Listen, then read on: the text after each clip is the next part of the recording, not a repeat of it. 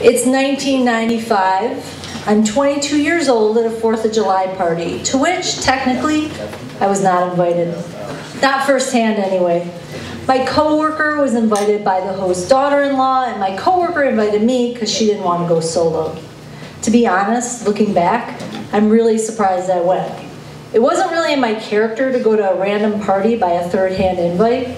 Plus, the party was being held at a woman's house that I had only very peripherally known.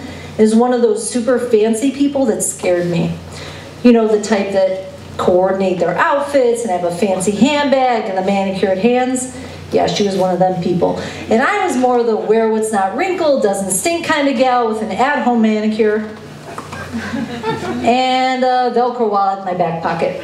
On the other hand, I'd recently moved back home after being abroad in Israel, was working for a nonprofit, also known as being broke like a joke, and none of my friends were back in the Midwest, so my dance card was hardly full. I was spending most nights alone, watching Beverly Hills 90210, and seriously contemplating the theory that Tori Spelling was an alien. So I was very out of party practice, and that's the only explanation I can come up with when reflecting on the unfortunate wardrobe choice I made for that high 80-degree day. A peach-colored mini dress adorned with tiny cream flowers that I'd bought with my mom at Fox's, my legs encased like 2 sweaty sausages in color-coordinated nylons. These were fancy folks with a pool and a tennis court, and I wanted to look fashionable. And I mean, I definitely looked like some kind of something standing there all peaches and cream polyester in a theme sea of red, white, and blue bouge. Luckily, my hunger distracted me. I was hungry, really hungry. And the night before I decided I was going to move one step closer to vegetarianism. No more chicken. I got in a very long line behind the coiffed, the beautiful, and the emaciated, as the aroma of barbecue chicken began to weaken my will like the whiff of Drakkar Noir had in high school. Tomorrow might be a better day to spare a fowl. I inched closer to the buffet table, my mouth watering, my morality crumbling, my legs itching, when suddenly, does anyone want a veggie burger? I looked around. I saw no one. No one that looked vaguely humane, that is. They were all dripping in blood diamonds. It must have been God's voice calling out to me. Stand your moral ground, be strong. Barbecue sauce is a devil's sauce, resist. Just then, the woman in front of me bent down, nice thong, revealing a guy just on the other side of the line with a mini grill and a spatula.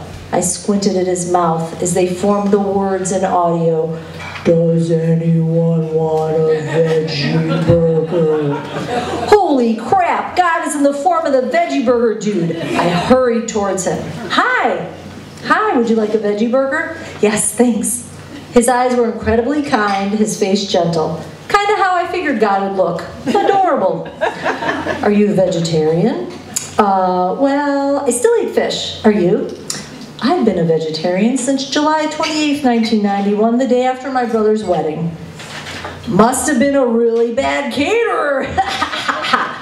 Okay, it'd been a while since I'd flirted. So, how'd you get the veggie burger gig with all the fancies? Oh, he smiled sheepishly. I live here. Fuck. I tense my butt. Instant wedgie. Nice house. Thanks. Do you do yoga? Yoga? Oh, yoga? Totally. All the time. Can you feel my zen? He looks pleasantly surprised. Wait. No. He looks completely scared. Pull back. Do you do yoga? You look super limber. I do. Would you like to go with me to yoga class sometime? Such a nice smile. Yes! I mean, sure. That'd be cool. I give him my number. I go home. I sleep soundly in my waterbed with peach-colored silk sheets. A few days later, the phone rings, and these are the olden days. This is like landlines and dial tones, and my mom and I answer at the same time. Hello? Hello? Hi, is Annice there? Annice! Mom! Annice! Mom! Annice! Mom! Annice, that is a very rude way to speak to me. All you need you to say as you were already on the phone, I don't like your tone. I don't deserve to be spoken to that way. It hurts my feelings. You need to think about the way you speak to people. Click. Thank fucking God. And after all that phone drama, he asked me out anyway. To be completely honest, this was my first official date ever. Not that I was a nun by any means up until that point. Not that I hadn't had boyfriends before. But this was the very first time a person had ever asked for my phone number, called my house, and asked me out. And inadvertently dealt with my mother. I was excited and super terrified. This guy was fancy. This guy was cultured. This guy did yoga. Never in my life had I done yoga, but I definitely come close. I'd napped on a sticky mat in preschool. I'd burned incense a couple of times to cover up other stuff, and I'd worn pants that were too tight. In preparation for my very first official yoga date with a yogi, I did what any smart girl does to prepare for anything important. I went to Nordstrom's. I was in search of the perfect yoga outfit that would communicate both Zen and class. After nearly an hour, I selected the perfect item, a purple crop top with a 70s style flower and the words Calvin Klein in all capital across my boobs. I was ready to yoga. I picked him up. The Himalayan Institute was by his house. I'd washed and vacuumed my car for the occasion. I remember absolutely nothing on the car ride. I'm sure he was lovely, charming, but I was so nervous. I was having to pull off too many lies at once. Fashionista, yoga expert, clean car owner. There's only so much a tender psyche can take while driving stick shift. We arrived. My stomach started doing weird stuff. Nerves. I might not have known anything about yoga, but I knew all about social suicide. Eking out any bodily function noises in a silent room, especially when you aren't wearing shoes and can't blame a squeaky sneaker, on a date with a guy who was likely raised by a woman who had never farted in the entirety of her whole life, that would be the certain death of me. My date got out of the car. Calvin Klein and I got out of the car. We started walking towards a beautifully manicured property that inside housed legitimately calm and centered folk. My neurotic nature would not be able to survive. I would come clean.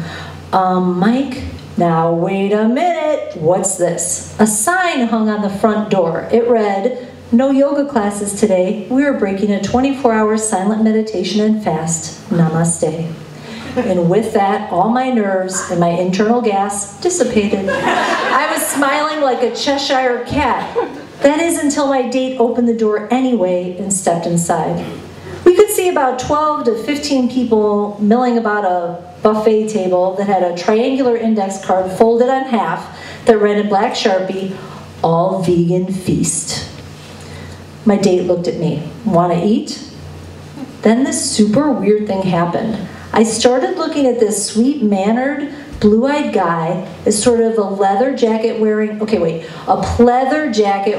badass. He wanted to just walk into this place and steal food from some peace-loving, semi-starving people? That's sexy! So there we sat in the corner of a room in the Himalayan Institute. I sat cross-legged in a mini yoga homage attempt and talked for over 2 hours, and then I took him home. 4 kids, 3 dogs later, it's been a 24-year journey with my pleathered rebel. And the naked truth, that hot day in July 1995, that was the best lie I ever told. Namaste.